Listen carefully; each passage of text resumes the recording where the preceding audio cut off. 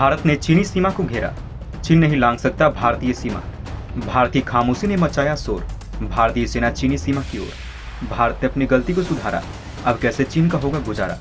जी हाँ दोस्तों, यहाँ पर जिस तरीके का कदम उठाया गया है उसको देखते हुए ऐसा कहना गलत नहीं होगा कि भारत ने अपनी गलती को सुधार लिया है। जो गलतफहमी भारत को हो गई है वो गलतफहमी को भारत अब दूर कर चुका है। अब भारत चीनी सीमा के पास इंफ्रास्ट्रक्चर का निर्माण करता हुआ चला जा रहा है, जो कि भारत को कई गुना शक्तिशाली बना देगा। जिस तरीके से भारत खामोश था उसको लेकर चीन भारत को बड़े हल्के में ले रहा था, लेकिन भारत की खामोशी ने भी अब शोर मचाना शुरू कर दिया है। हमें देखने को मिला है कि भारत की तरफ से उठाए इस कदम को चीन झेल नहीं पाएगा और इस तरीके से भारत अपनी सीमा को और भी ज्यादा सुरक्षित कर लेगा। अब तक भारत ने ये नहीं किया था, जिसकी वजह से चीन जैसा देश भारत के ऊपर अपना दबदबा बनाते हुए चला जाता था। लेकिन अब भारत को अपनी गलती का एहसास हो गया है और भारत अब चीन को मुंहतोड़ जवाब देगा और अपनी सीमा को मजबूत करेगा, चाहे वो सुरंग बनाकर हो, चाहे वो ब्रिज बनाकर हो। अभी हाल ही में एक ब्रिज का निर्माण कर दिया गया है जो कि चीन के ऊपर सीधा वार करने के लिए काफी है। वैसे इस विषय में आपको क्या लगता है, क्या भारत की इस रणनीति से भारत चीन को कमजोर कर पाएगा या फिर नहीं? आप अपनी राय हमें नीचे कमेंट बॉक्स में लिखकर अवश्य बताएं। दोस्तों, हमें देखने को मिला चीन ने तीसरी बार शी जिनपिंग को पीएम चुने जाने की प्रक्रिया को पूरा किया है।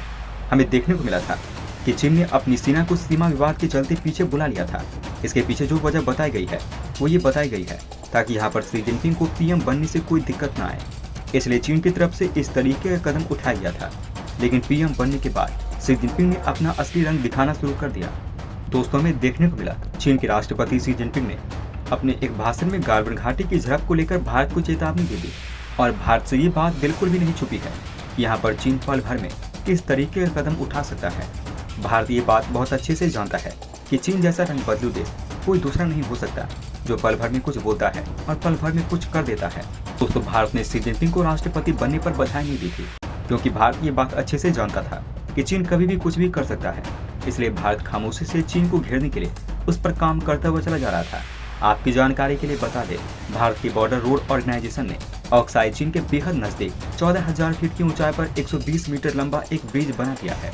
दोस्तों, इसको लेकर बताया जा रहा है कि ये ब्रिज क्लास 70 ब्रिज है, यानी कि इस ब्रिज के ऊपर से एक समय में 70 टन तक वजन बड़ी आसानी से गुजर सकता है और ब्रिज के बन जाने के बाद सेना को अपने हथियार और उपकरण बॉर्डर तक पहुंचाना काफी ज्यादा आसान हो जाएगा। रक्षा मंत्री राजनाथ सिंह ने इस ब्रिज का उद्घाटन किया है। दोस्तों, सन 2020 में जब भारत और चीन की सेना एक दूसरे के आमने सामने आ चुकी थी और उस समय हमें देखने को मिला था कि बॉर्डर रोड ऑर्गेनाइजेशन को काफी ज्यादा ताकत दी गई थी ताकि वो जल्दी से जल्दी इंफ्रास्ट्रक्चर के काम को पूरा कर सके। इसका चलते हुए यहाँ पर कई तरीके के पुल और सुरंगों का निर्माण किया गया है, जिसके चलते दुश्मनों को बड़ी आसानी से हराया जा सकता है। सुरंग का सहारा लेकर भारतीय सेना किसी भी पहाड़ को बड़ी आसानी से लांघ सकती है। इसके अलावा भारत के रक्षा मंत्री ने 75 ऐसे इंफ्रास्ट्रक्चर प्रोजेक्ट का उद्घाटन किया है जो रणनीतिक महत्व के हैं।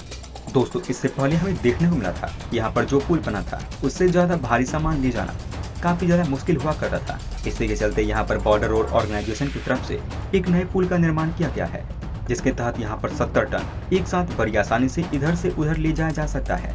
इसके अलावा हमें देखने को मिला है कि अरुणाचल प्रदेश में ताइवान तक पहुँचने के लिए टनल का काम किया जा रहा है, इसको भी बहुत जल्द खोल दिया जाएगा। दोस्तों, आपकी जानकारी के लिए बता दें, अरुणाचल प्रदेश में सड़कों का एक नया जाल बनाया जा रहा है। आप तो ये बात बहुत अच्छे से जानते होंगे, चीन की सीमा से भारतीय सीमा, चीन की सीमा से भारतीय सीमा तक कई सड़कें आती है, लेकिन भारतीय सीमा से चीन की सीमा तक सही सड़कें नहीं जाती है। ये सड़कें ऊबड़ खाबड़ है, यह तो पूरी तरीके से सही नहीं है और अब बॉर्डर पर ऐसे हाईवे बनाए जा रहे हैं जिसके चलते तवांग तक बड़ी आसानी से पहुंचा जा सकेगा।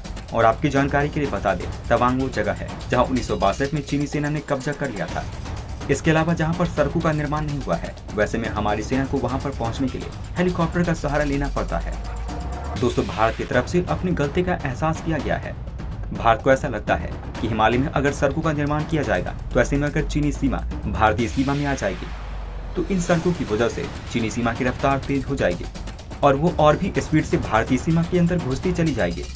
लेकिन भारत की गलतफहमी को भारत दूर कर चुका है और अब हमें देखने को मिल रहा है कि सीमा पर भी इंफ्रास्ट्रक्चर का काम काफी तेजी से किया जा रहा है और निर्माण काफी तेजी से होता हुआ दिखाई दे रहा है। वैसे भारत की इस सोच पर आपके क्या विचार हैं? आप अपनी राय हमें नीचे कमेंट बॉक्स में लिखकर अवश्य बताएं। वहीं दोस्तों, आपकी जानकारी के लिए बता दें, दुनिया का सबसे ताकतवर संगठन भारत को झुकाने की कोशिश कर रहा था, लेकिन इस शक्तिशाली देशों को भारत के आगे झुकना ही पड़ा। इन्होंने अपनी सारी कोशिश लगा दी। जब ये देख लिया कि वो भारत को नहीं झुका सकते, तब इन्होंने भारत के सामने हार मान ली और अपने इस फैसले को बदलने का फैसला कर लिया। इसको लेकर दुनिया के कोने कोने से भारत के लिए लोग बोलना शुरू कर चुके हैं। लोग बोल रहे हैं कि भारत की विदेश नीति कितनी ज्यादा बहादुर है। भारत किसी भी देश के आगे अपनी विदेश नीति को नहीं बदल सकता।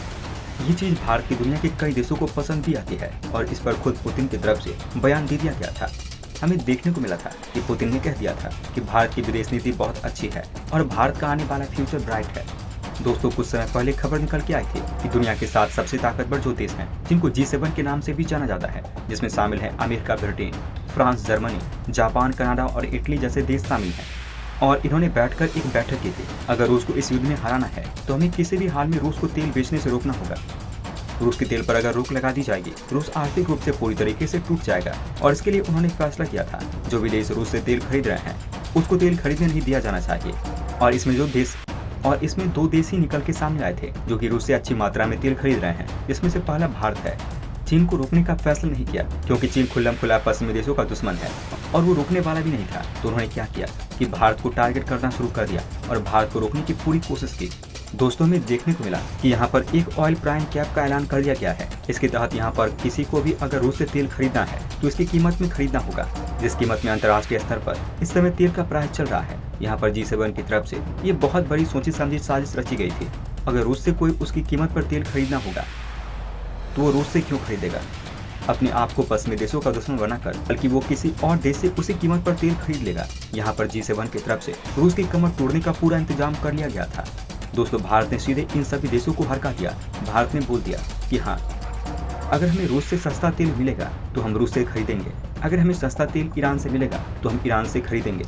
हम आपकी बात को बिल्कुल नहीं मानेंगे। भारत के विदेश मंत्री ने यह भी कह दिया कि हमारे देश में 1.5 अरब लोग रहते हैं, हमें अपने देश का भला करना है और हमें उन लोगों का ध्यान रखना है, उनको सस्ता तेल मुहैया कराना है। ऐसे में अगर हम महंगा तेल खरीदेंगे तो हमें और महंगा तेल बेचना पड़ेगा। ऐसे में हमारे देश के लोगों को दिक्कत होगी और हमारा ये कर्तव्य नहीं है कि हमारे होते हुए हमारे देश के लोगों को दिक्कत का सामना करना पड़े। भारत ने साफ साफ बोल दिया, हमें फर्क नहीं पड़ता कि आप कौन सा प्रतिबंध लगा रहे हैं, आप कौन सा कानून लेकर आ रहे हैं, हम आपका कोई भी कानून नहीं मानेंगे। हमें जहाँ से सस्ता तेल मिलेगा हम वहाँ से तेल खरीदेंगे।